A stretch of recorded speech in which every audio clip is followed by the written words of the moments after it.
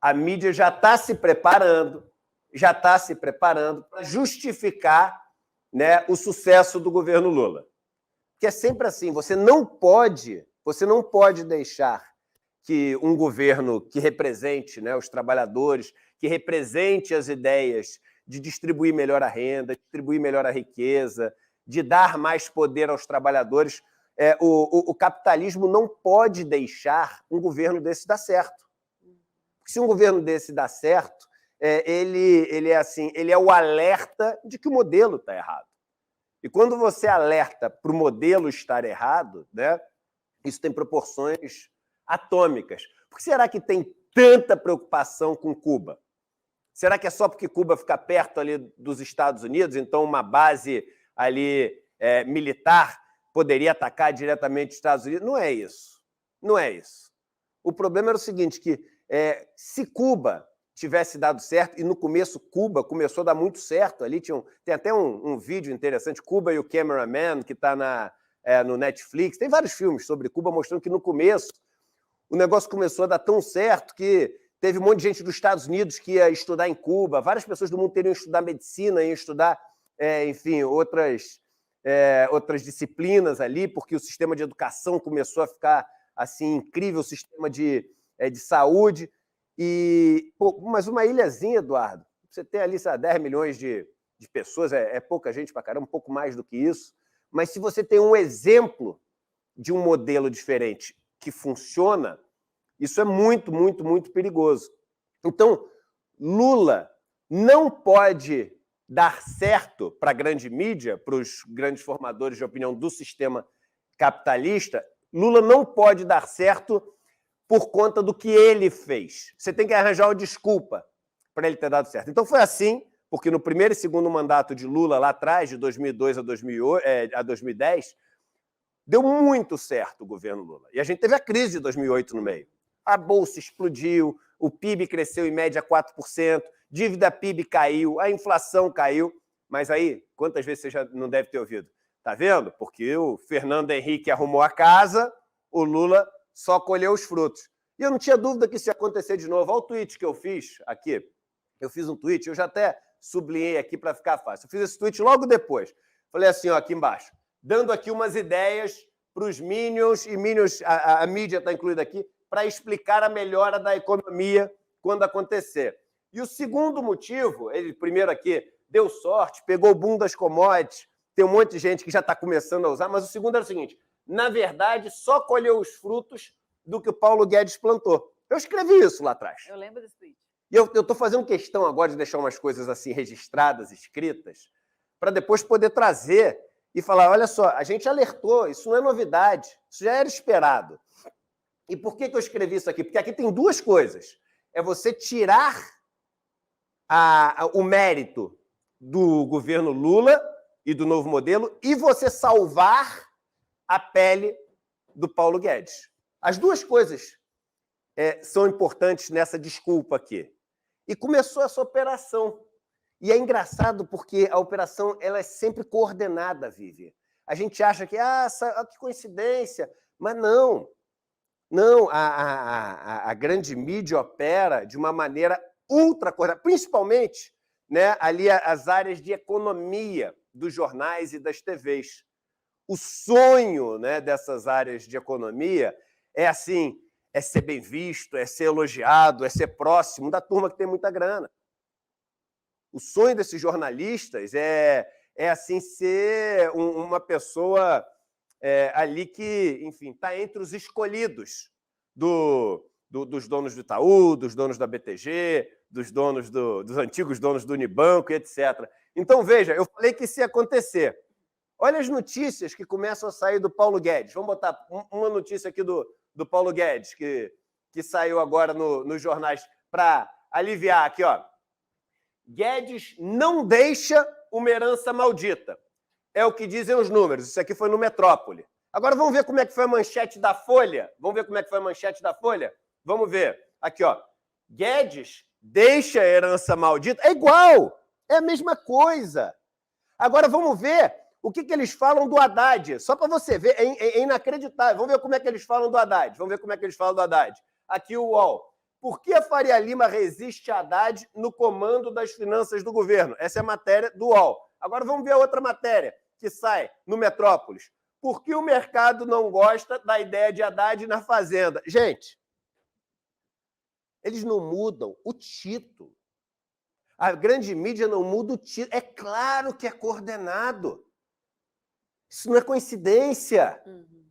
Então, existe uma história, daí a importância da gente aqui no ICL.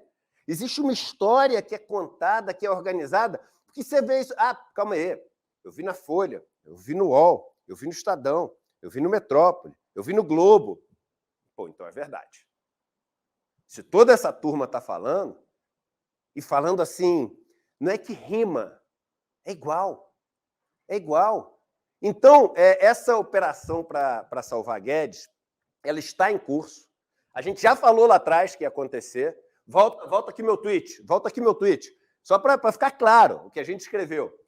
Na verdade, só colher os frutos do que o Paulo Guedes plantou. É isso que eles estão querendo. Eu falei semanas e semanas antes dessas manchetes que são de ontem.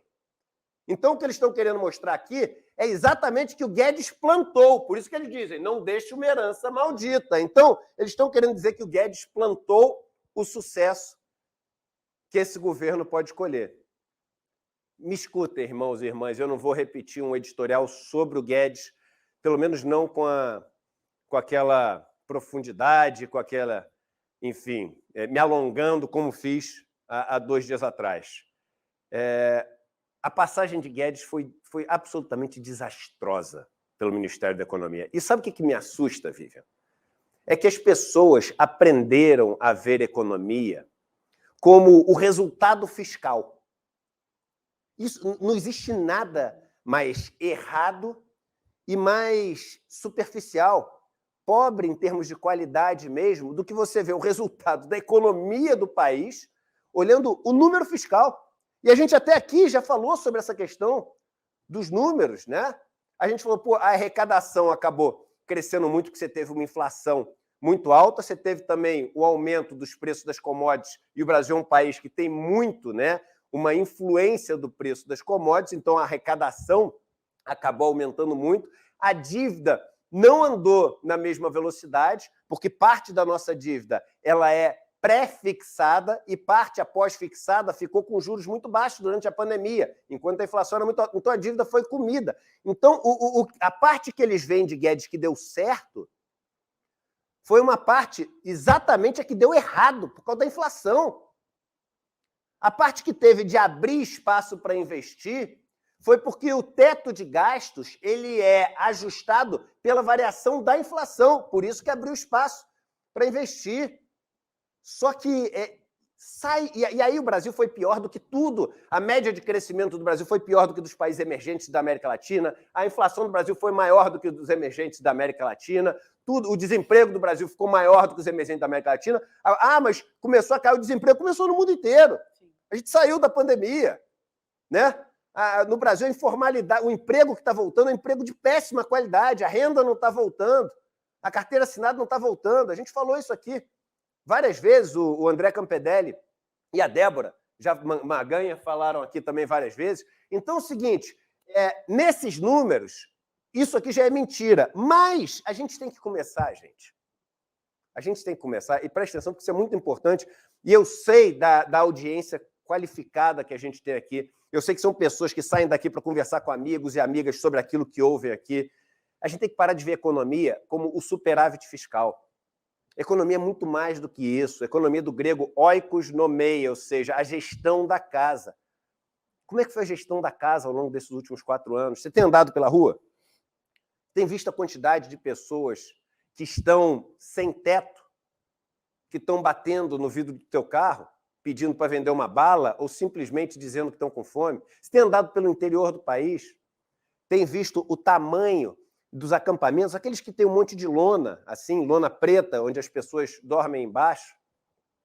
Vocês têm sobrinhos, amigos, filhos de amigos se formando agora? Tem acompanhado a dificuldade que essas pessoas têm tido para conseguir um emprego? Vocês conhecem pessoas que estão querendo se aposentar? Eu conheço várias, converso com várias. O que elas têm falado para vocês em relação à dificuldade de se aposentar, do posto não estar mais atendendo, do posto do INSS ter sido fechado, das pessoas não estarem aceitando mais a aposentadoria delas, ou delas terem cumprido todos os pré-requisitos ali e delas ainda não terem sido aceitas para se aposentar. O que tem acontecido com os serviços públicos? O tempo que demora para alguém ir aí te atender e te atender direito, porque deu um problema na água da sua casa e etc. O que aconteceu com a cultura? Ah, mas é Ministério da Cultura. Não é, meu irmão. Não é, meu irmão, não é minha irmã. É isso que eu quero que você entenda. A cultura do Brasil foi destruída em 4 anos. E a gente tem que falar de Ministério da Economia quando a gente fala de cultura também. Porque é um país que começa a mandar cortar de tudo para atender só orçamento secreto e atender pagamento de juros da dívida. O Paulo Guedes é responsável pelo maior crime eleitoral que esse planeta já viu.